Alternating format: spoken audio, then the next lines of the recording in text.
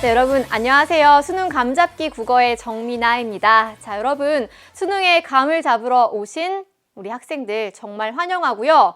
이번 강의에서 우리 수능 감 여러분이 확실히 잡으셔야 되죠. 자, 선생님이 그 길의 동행자가 되어 줄 텐데요. 먼저 오리엔테이션 시작하기에 앞서서 사진 한번 볼래요? 네, 여러분 여기 나와 있는 이 개구리 혹시 삶은 개구리 증후군이라고 들어보셨어요?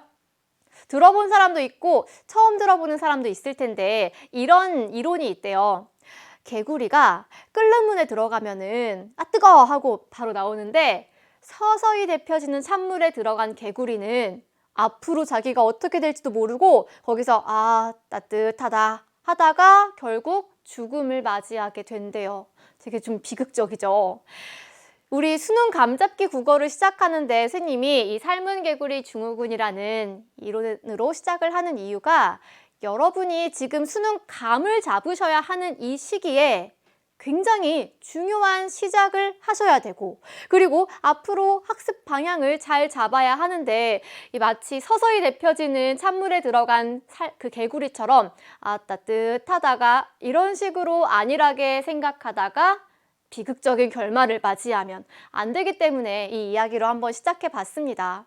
자, 지금 이제 막 수능을 공부하려고 하는 친구들 있죠. 그래서 이 강의를 클릭하셨을 테고요. 하지만 굉장히 막막할 거예요. 수능이라는 거 내가 어떻게 공부를 해 나가야 될지 사실 구체적이고 명확하게 알려주는 사람이 주변에 없는 경우가 많죠. 자, 걱정하지 마세요.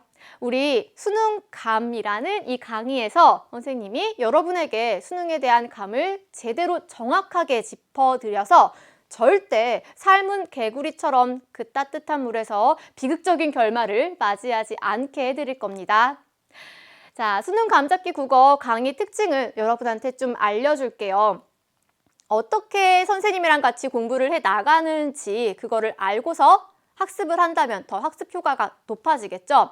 자, 일단 첫 번째, 국어 학습 방법을 개선하는 거에 초점을 맞출 거예요. 아마 고등학교에서 국어를 공부하는 많은 친구들이 이걸 가장 큰 문제로 안고 있을 텐데 내신형 국어 공부 방법에 너무나 익숙한 나머지 수능형 국어도 역시 내신 때 공부하던 국어처럼 접근하고 공부를 하고 그렇게 시간만 흘려보내다가 좀 전에 봤던 삶은 개구리처럼 비극적인 결말을 맞이하는 경우가 많죠. 자, 무수히 많은 선배들을 보아왔고요. 선생님이 학교에서 그 친구들이 어떻게 잘못된 방식으로 수능을 공부해 나가다가 결국은 자기가 원하는 결과를 받지 못하고 비극적인 결과를 맞게 되었는지 보았습니다.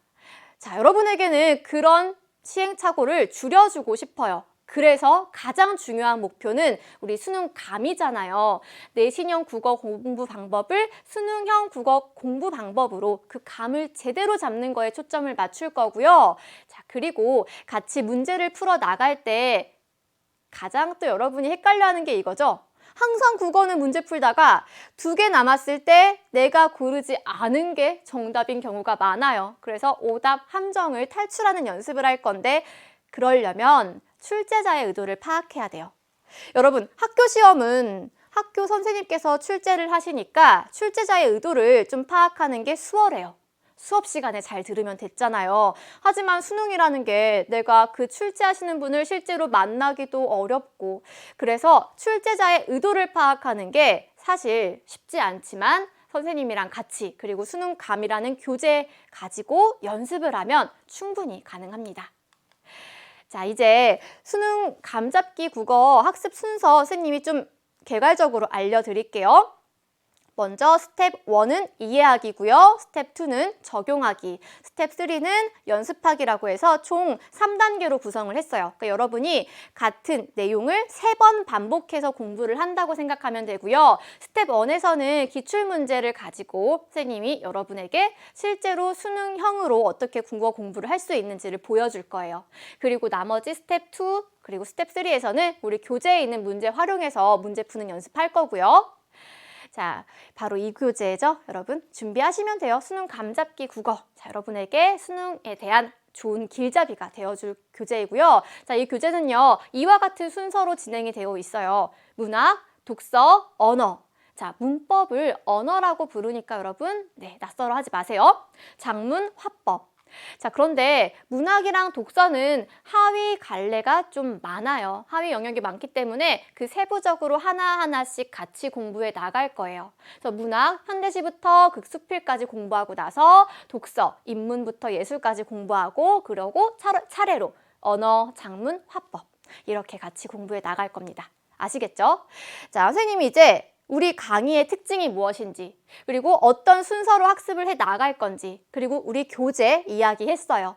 여러분은 본격적으로 1강부터 쌤이랑 같이 공부 시작하면 되죠. 자, 선생님이 여러분한테 이 교재 내용 이외에도 조금 더 좋은 자료를 주고자 자료실에 감주는 기출문제 올려놓을 테니까 좋은 나침반으로 삼아서 공부에 도움이 되길 바라고요. 자, 여러분이 사진 보면 어때요? 마치 묵묵히 자기 혼자 외롭고 쓸쓸하게 수능을 공부해 나가는 여러분 모습을 보는 것 같지 않아요? 그런데 선생님은 여기서 발자국을 좀 여러분한테 발견하라고 하고 싶어요. 안 보이죠? 그쵸? 발자국이 어디 있는 거야? 자, 근데 여러분, 이렇게 외롭고 쓸쓸한 사막 같은 길에서 앞서 걸어갔던 사람들의 발자국이 보인다면 여러분 좀 힘이 날 거예요. 근데 그 발자국의 역할을 이 강의, 그리고 선생님이 해줄 테니까 같이 가시면 됩니다.